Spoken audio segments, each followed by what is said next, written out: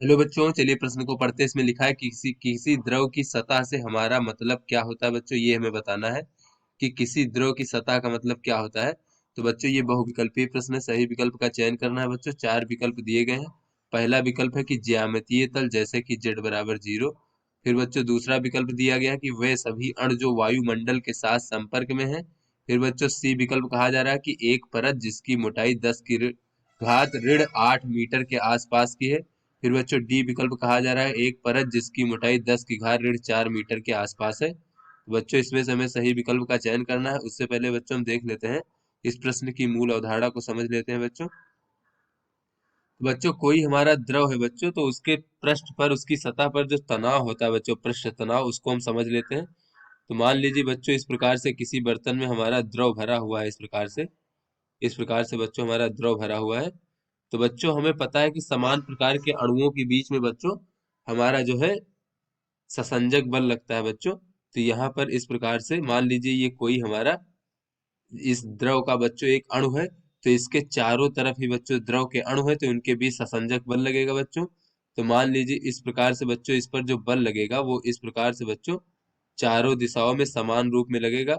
तो बच्चों इस जो हमारा ये बच्चों हमारा जो अणु है, इस पर कोई परिणामी तनाव या फिर बल नहीं होगा। किंतु बच्चों जो हमारा अणु सतह पर होगा बच्चों इस प्रकार से अगर हम उसको देखें, तो ये सतह पर बच्चों केवल सतह के नीचे जो है ये हमारे बच्चों जल के अणु है। तो यहाँ पर बच्चों ससंजक बल इस प्रकार से लगेगा नीचे की ओर, इस प्रकार से। और ऊपर की ओर बच्चों वायु है, तो वायु और जल के अणु के बीच में असंजक बल लगेगा, जिसका मान बच्चों बहुत कम होगा ससंजक बल की तुलना में। तो इस प्रकार से बच्चों सतह के किसी अणु पर जो है केवल नीचे की ओर बच्चों बल लगता है। इस वजह से जो सतह के अणु होते हैं बच्चों उनमें एक तनाव होता है, वो संतुलित नहीं होता उस पर बल, जैसा कि बच्चों ये मध्य में किसी बिंदु पर है। तो ऐसे में बच्चों ये जो सतह पर इस वजह से जो तनाव उत्पन्न होता है उसे हम द्रव का जो है बच्चों पृष्ठ तनाव कहते हैं। तो बच्चों ये पृष्ठ तनाव जो होता है, चलिए अब अपने प्रश्न को हल करते हैं और देखते हैं कि परत बच्चों क्या होती है। तो बच्चों ये जो पृष्ठ तनाव होता है सतह पर, यहाँ पर देख लेते हैं द्रव की सतह पर पृष्ठ तनाव जो है बच्चों सतह से बच्चों 10 से 15 आणविक गहराई तक बच्चों प्रभावी होता है। तो बच्चों जैसे कि हमने बीच में किसी बिंदु पर देखा, वहां पर बच्चों कोई पृष्ठ तनाव नहीं होता, केवल जो सतह पर अणु होते हैं उनमें पृष्ठ तनाव होता है। तो बच्चों ये जो पृष्ठ तनाव होता है वो सतह से 10 से 15 आणविक गहराई तक जो है बच्चों प्रभावी होता है। तो बच्चों इस पृष्ठ तनाव जहां तक प्रभावी होता है बच्चों, उसी के संदर्भ में हम किसी भी द्रव की सतह को बच्चों कहते हैं। कि जैसे प्रश्न में पूछा जा रहा है किसी द्रव की सतह से हमारा मतलब क्या होता है बच्चों, ये बताना है। तो पृष्ठ तनाव के संदर्भ में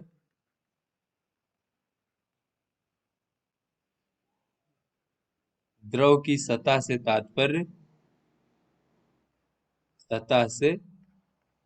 तात्पर्य यह है, तात्पर्य जो है बच्चों वो 10 से 15 आणविक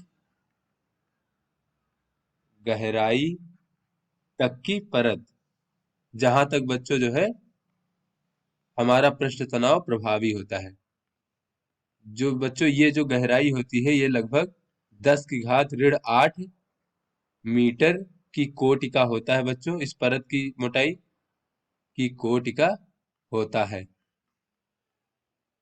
तो चलिए बच्चों अपने विकल्पों को देखते हैं। तो बच्चों ये जो पहला विकल्प है कि ज्यामितीय तल जैसे z बराबर 0, बच्चों ये हमारा गलत विकल्प है। फिर बी विकल्प की वे सभी अणु जो वायुमंडल के साथ संपर्क में है, बच्चों ये भी हमारा गलत विकल्प है।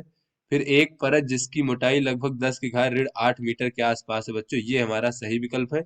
फिर बच्चों एक परत जिसकी मोटाई 10 की घात ऋण 4 मीटर के आसपास है, ये भी हमारा गलत विकल्प है।